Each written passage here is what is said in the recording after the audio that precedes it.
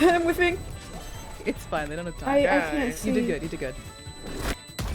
I'm proud of you. Y'all guys have a beautiful night. It was nice meeting you, Viper. I love you, Viper. Love you too.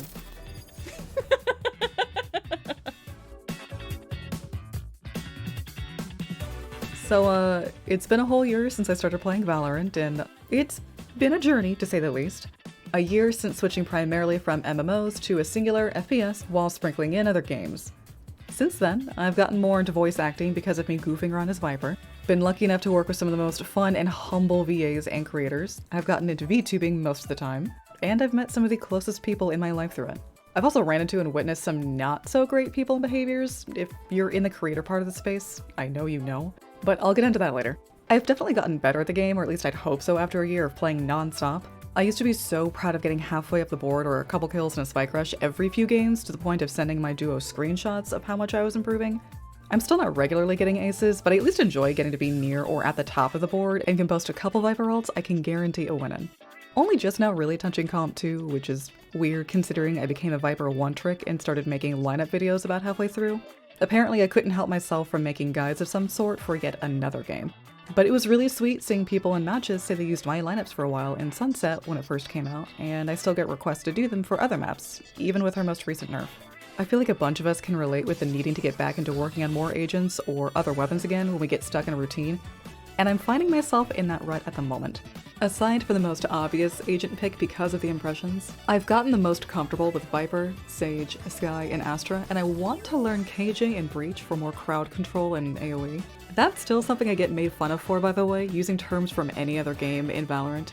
I kind of feel like a sweaty raid leader when it comes to explaining the point of certain agents to people and mention things like CC, AoE, dots, or comboing utility. Speaking of teams, while I expected the typical behavior that comes with a team-based hero shooter, I've definitely gotten a lot more comfortable solo queuing, and it's my comfy place to unwind and autopilot or warm up for recordings. Though I tend to be in the minority of vocal people that don't have the issue where the game tanks their mental health or causes rage. I've spent so much time in Discord or TeamSpeak calls with raid leaders or in large comp modes with people yelling back and forth over the years to where nothing in Valorant phases me, and even then, it's all the same insults from the late 2000s. The only thing that changes is adding a new lingo like skibbity or riz, and people in Valorant are usually better at banter. I also don't seem to have the same issue as others, especially other women, when it comes to toxicity in the game. I've been incredibly lucky to have mainly quiet or fun lobbies, and maybe a few handfuls of genuinely shitty teammates in all game modes, even a full year later. It's absolutely still a problem. I've just gotten lucky and I don't want to add to platforming that kind of behavior. Like all other games, that ramps up in the summer when people get more free time, but aside from that, it's still one of the most fun communities of people as far as the overall player base goes. There's a huge chunk of kind souls that love working as a team and go out of their way to make the game a fun place. I feel like I've got this weird corporate mom shield too. I don't know if it's because of my voice or how I come across in voice chat, but usually most people around me with shitty attitudes change pretty quick. Unless they're into the mommy thing and push it onto me even if I shut it down. There's a level of so overly sexual that it often crosses others' boundaries or completely ignores the need for consent or making sure everyone involved is of age, even from other content creators, and taking it out of the game. I don't know how many times I've had to discuss people's lack of ability to act like a normal human being. It's like they physically can't function outside of being sexual and refuse to interact with minors in-game to avoid being called a creep. Which, you're gonna be called a creep anyway if you cross a fellow adult's boundaries too, so maybe just don't be a creep. Keep in mind, I'm a degen, but there's still a line. Some people would rather ostracize teens just playing the game than punish or call out the adults that won't even wait for consent of other adults before getting weird with it. It's not a big part of the community by far. If anything, it's a small chunk of the streamers and content creators looking to bait for content, or try to use it as some sort of status for easy gratification. And then of course you get regular players trying to bank on it too because they saw an edited version of it supposedly working or see friends flirting. But it is one of the loudest and more in-your-face problems the community has, and gender does not matter here. While I can only speak from the feminine side, I've gotten gross treatment and obsessive behavior from all across the board. Remember kids, just because you see two people talking a certain way or flirting doesn't mean you get to do that with them too. There's this super fun thing called context, and usually it's an already established friendship or relationship. You getting entitled about it feels very, but where's my hug, and you'll get outed as a creep or sex pest. Guys still attempt to use the right buddy to act like they're better or attempt to flirt with me and then expect me to fawn over them, at least until I show them mine. You, do your thing, just not like that. Those are all things that are issues for voice chat that can leak out of the game though. But what about solely in-game issues even a year later? While Riot is working on the background monitoring to help deal with players acting a certain way, I'd still really like a block system. Damn near every other game has one. Either let us have it and prevent people from spam friend requesting us when they don't get what they want and from having to mute them again in future games, or let it prevent you from getting in games with them at all. Possible hardware bans are good, but not everything necessarily requires that degree. Even if we do get the option of blocking them socially, we still have to deal with the issue of them being able to throw games, body block or prevent you from moving, or even fully play the game if someone decides they don't like you, your voice, agent choice, or they're in a shit mood. Or, again, if you didn't give in to them. Looking at you, super creeps. Smurfs. And I don't mean the light use of the word for people just leveling a new account to play with friends. I mean intentional smurfing for ego or boosting an account. It's something that's pissed off players from casual comp enjoyers to pro players like Tens from Sentinels, who's made videos pointing out how hard it is to get beyond certain elos because smurfs hover there. If a pro player is having to point it out, you know it's bad. You could also argue those doing it for content are part of the problem, but usually it's such a ridiculous goal or challenge that most of them really shouldn't be affecting the environment of the game that much. Though the amount of back and forth between WestJet and Joel's really does feel like the age-old E-Kitten and Discord mod love story, it's almost worth ship art at this point. Less of an issue and more of a want with this, but statuses.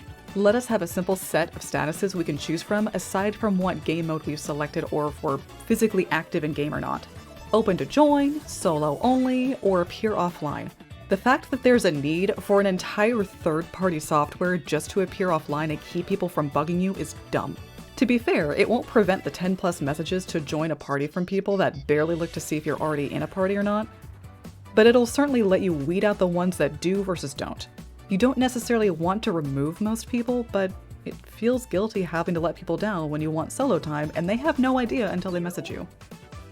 Valorant's main strengths are in its active and vocal community, and I mean like VAs, player base, and creators, and in its potential. There's few games I've seen everyone at least play or know of so intimately because of social media. Some others that come to mind are Overwatch, League, World of Warcraft, Genshin Impact and other Hoyoverse games, and Baldur's Gate 3. But not many others are as prevalent on all platforms. Even if it's bad press or quote-unquote cringe culture content, few other games get the sheer viewership Valorant does on TikTok, and the content coming from it casts a huge net to bring in more. My presence online isn't what I consider big, and I've had people admit getting into or returning to Valorant because of my TikToks alone. That's not even considering YouTube or other streamers that are larger just in general. The lore. There is so much potential for more involving lore. There's a lot implied, and the foundation is built for an amazing story. It's been tapped into a bit, and obviously it hasn't been around as long as League of Legends, but there's still a heavily untapped potential for the loreheads to dig into. I will say they do a good job of dropping in bits and pieces into everything instead of just keeping it within the labeled cinematics. I think I'm just impatient and always craving for more fleshed out lore for us to enjoy, but thankfully we've got fantastic individuals like Strawberry79 over on Twitter and the Valorant lore server that take every last morsel and serve it up on a nice plate for the rest of us to enjoy. Plus, I feel like we're really starting to get into the meat of the lore behind Radiant Energy and the tug of war between the two worlds we've seen. It's also fun for those of us that try our best to embody certain agents for content and feel like we really know those characters. It's just nice getting the confirmation that we do. Just give us more lore or lore-related things.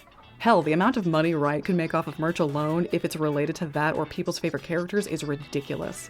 If Riot wants to alleviate that whole revenue issue they had recently, all they have to do is tap into that market a little bit more. With every game, there's going to be certain aspects people latch onto or fit in with most outside of just playing the game or competitive. For Valorant specifically, there's a few groups. VAs, coaches, those that intentionally do or seek out the daddy, mommy, or dom voices, content baiters, lineup Larrys, lore enthusiasts, and fan artists or shippers. The voice actors, and I mean the official voice actors too. I've rarely seen the VAs of a game directly interact with the community or actively play with people in-game to the same degree as them. Same with people that go in and do voice impressions like myself or make their voice their main content pull and career. I know Overwatch also sort of has that, but I don't play it and only witness friends do it that also do the same in Valorant.